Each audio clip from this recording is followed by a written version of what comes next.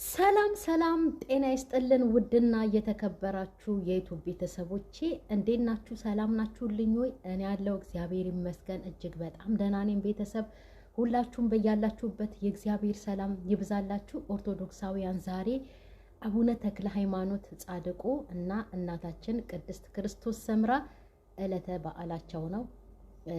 በቃል ኪዳናቸው ሁላችሁንም ይጠብቃችሁ። ሙስሊም ወገኖቼን እህት ወንድሞቼንም አላህ በያላችሁበት ይጠብቃችሁ። እኔም ደህና ነኝ እግዚአብሔር ይመስገን። ሰብስክራይብ እያረጋችሁ ላይክም እያረጋችሁልኝ በኮመንትም ደግሞ በርቺ ጎበዝ እያላችሁ ለምታበረታቱኝ እንደውም ደግሞ የስድብ አይነት የምትጽፉልኝ ሁሉ ማለት ነው በክርስቶስ ፍቅር ሁላችሁንም ወዳችኋለሁ። በጣም አድርጌ አመሰግናለሁኝ። ዛሬ የመጣሁትኝ አቤልንና ኤፍሬምን ይዤ ነው የመጣሁትኝና አቤል ተጀምሮ እስከሚጨረስ ድረስ በጣም ትክክል ነው። ትክክል እውነቷን በቃ ከእውነት ጎን የቆመ ልጅ አቤል ነው። ኤፍሬም ደግሞ የምትባለው ማለት ነው ዝም ብለ በቃ የምታወራ ዝም ብለ የስድብ አይነት ምላስክ ላይ የተደረደረ የስድብ መንፈስ አንተ ኤክስነክ በአጠቃላይ አንተም ወንድምህም የምትሰራው ስራ በጠቅላላ አንተ ራስህ ማለት ነው። በጣም ነው የታዘብኩት ቤተሰብ አቤልን በትዳር መሀል አትግባ፣ በትዳር መሀል ገብተህ ተለያያለህ ምናምን ነገር። እሱ ምን እያደረገ ነበረ?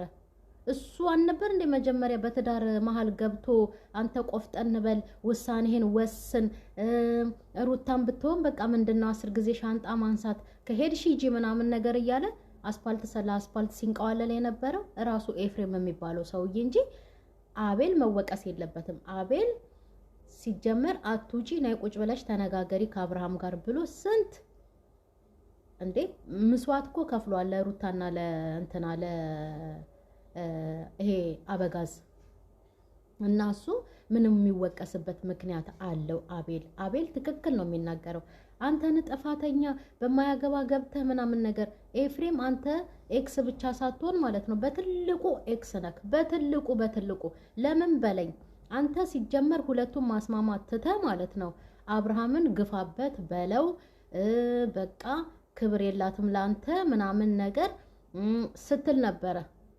ሩታን ወተክ ሩታን ከፈለግሽ ሂጂ ከፈለግሽ ኑሪ ብለ በሰው ትዳር መሃል ገብተህ ስታምስ የነበረው አንተ ነህ። መጨረሻ ላይ ነው አኳኋኗን አይቶ የማይሆን ነገር ስለሆነ ትንሽ ራሷን በረድት አርግ ብሎ አቤልም በመሄዷ እየተስማማው እንጂ የአቤልና የሩታ ሁሉም ፊት ለፊት ነው። አቤል የሚወቀስበት ምክንያት የለም።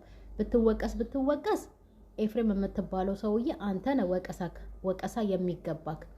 ለምን ይሄ እሽኮለሌ የሚለውን ወንድምህን በየቲክቶኩ በየምናምኑ ያችንም እየጎተተ እያመጣ ሚስቱን ያላከበረ ትዳሩን ያላከበረ ልጇን በሆዷ ተሸክሞ የሚያስለቅስ ወንድምህን ተው አርፈ ቁጭ በል ይሄ ነገር ላንተ አይሆንህም ብለክ እንደመመለስ ይልቅ አብርሃምን ስትገፋፋ የነበረ ስታበራታታ የነበረ ግፋበት በለው ቆፍጠን በል አንተ ወንድ ልጅ አይደለህም ወይ ምናምን ነገር እንዴ።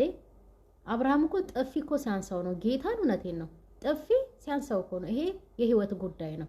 እቺ ልጅ እኮ የሱን ልጅ ይዛ እኮ ነው ቁጭ አለችው። አሁን እንክብካቤ በሚገባት ሰዓት እዛ ወተካ አንተ ሩታ ካልፈለግሽ ሂጂ ምናምን ነገር። እዚህ ጋር ደግሞ ይሄ እንትኑ ልክስክሱ ወንድምክ ደግሞ እሽኮለሌ ከሴቶች ጋራ እቺ ልጅ ከማጋቶ ማን አይዞሽ ይበላት? ማን አጠገቧ ይኑር? በዚህን ሰዓት ማለት ነው ሆዷን አንገፍጥጣ ከአቤል ጋር ሊዋቀስ ይወጣል። ደግሞ አቤል ትክክለኛውን ሲናገር እውነቱን ነው ብሎ እንኳን መቀበል እኮ ያባቱ እኮ ነው። ድርቅ ብሎ እንደው በቃ እምቡር ብሎ ተነስቶ ትቶት ሄደ። ይሄ ተገቢ አይደለም። ከሰው ትዳር ራስክ መጀመሪያ ውጣ። አንተ ሲጀመር በጣም ስንከታተላችሁ ነበር ከቡታ ጅራ ጀምሮ ሩታ ራሱ እንዴት ከአብርሃም ጋር እንደተዋወቀች ምናምን ሁላችንም እናውቃለን። ሁላችንም ምንም አዲስ ነገር የለውም። ግን ቢሆንም አንተም አብርሃም ስንትና ስንት ጥፋት ሲያጠፋባት ከሩታ ጎን ነበርክ በዛን ሰዓት ማለት ነው። አሁን ደግሞ ማለት ነው እንደዚህ አይነት ነገር ተልካሻ ነገር ይዞ ሲመጣ ያውም ባረገዘች ሚስቱ ላይ ማለት ነው ተው ብሎ መቆጣት ያለብህ አብርሃም እና ቤተሰብ እናንተ ፈረዱ።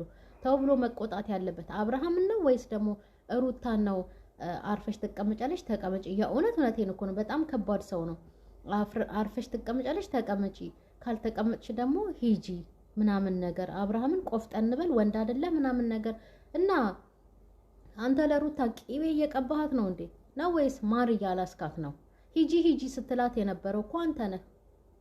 አሁን ተነስተ መተክ ደግሞ አቤልን ለመናገር አቤልን ለመውቀስ በትዳር መሀል ገብታ ለያየክ ምናምን ነገር እንዴ? አቤል እኮ ቪዲዮ ይዞ እኮ ወጥቶ ሩታ ነይ ውጪ ሂጂ እኮ አላለም እኮ። ወይ ደግሞ አብርሃምን አንተ ጎበዝ ነህ ብሎ አልደገፈም። ወይ ደግሞ ሩታ አንቺ ትክክል አይደለሽም አላላትም እኮ። እሱ እኮ በውስጥ ነበረ ከሩታ ጋር ሲጨርስ የነበረው። መጨረሻ ላይ ነው ሻንጣዋን ይዛ ስትወጣ ከቢኒያም ከሚባለው ልጅ ጋራ ሩታን ያገኟት እንጂ መቼ ነው ሩታን ጎትቶ ያስወጣት? እርግጥ ነው ሂጂ ብሏታል እንድታርፋ ወቲ ሂዲች ልጅ ቤት ውስጥ ተቀምጣ እኮ ጭምት ነው የሆነችው በገዛ ቤቷ ማለት ነው።